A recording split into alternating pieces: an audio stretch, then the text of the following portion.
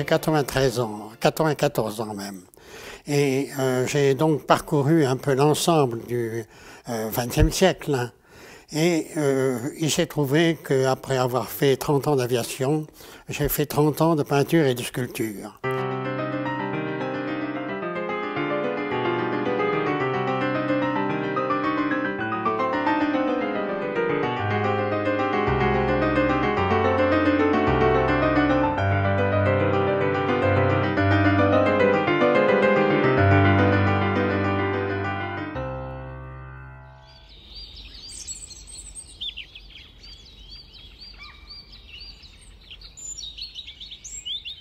Le Fayet, ça fut construit au milieu du XVIIIe siècle par Faget de Pons, à la suite d'un incendie, paraît-il, qui avait eu lieu du château précédent. Faget de Pons était magistrat au Parlement de Navarre à Pau. Sous la Révolution, il émigra et abandonna tout. Ce fut vendu comme bien national. Par la suite, ce fut occupé au cours du XIXe siècle par le comte d'Albany. Le comte d'Albany était le fils de celui qu'on a appelé le jeune prétendant Charles-Édouard Stuart. Et finalement vient chercher le repos dans cette maison du Fayet en Béarn. Elle avait été pillée pendant la guerre, occupée par des Allemands qui brûlèrent des volets, brûlèrent les meubles. Tout était dans un état épouvantable.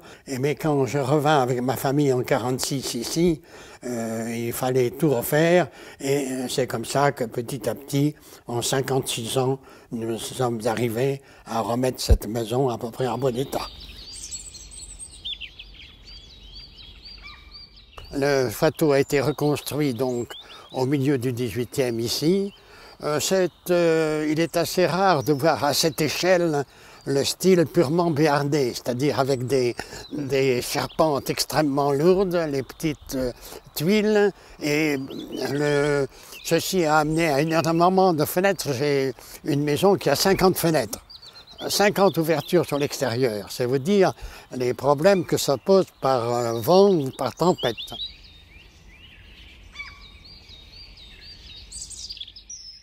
J'ai eu le coup de foudre lorsque, il y a pas mal d'années, les sons et lumières révélaient à quel point les vieux monuments prenaient une nouvelle jeunesse, une nouvelle splendeur du fait de la lumière.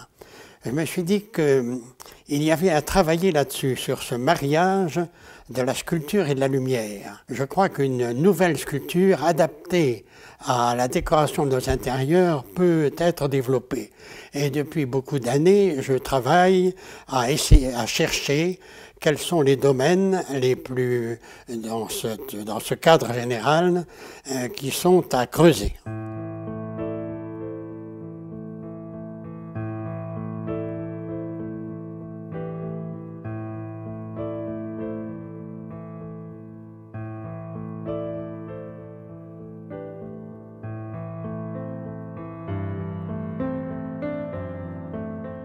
Par l'éclairage, on dramatise un peu les choses. Je signale d'ailleurs que c'est aussi une vieille tradition française.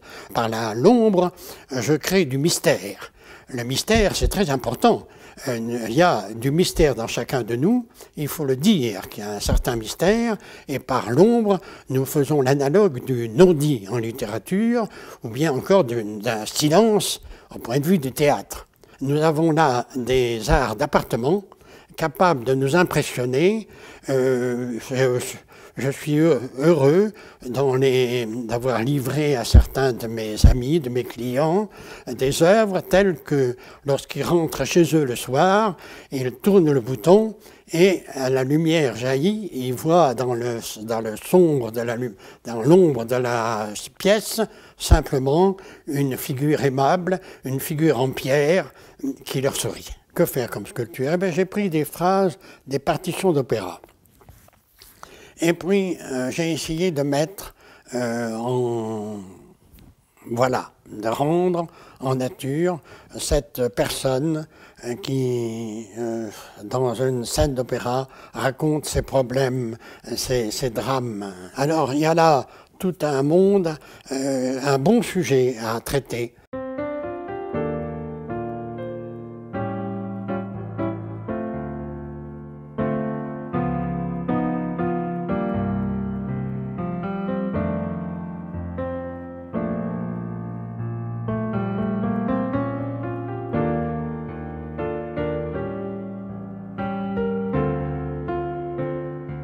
Le pastel m'a permis pendant une trentaine d'années d'explorer les visages humains. L'essentiel, c'est toujours, voyez-vous, c'est l'expression du visage. C'est assez impressionnant. C'est lorsqu'on a un regard, finalement, on ne voit plus que ça.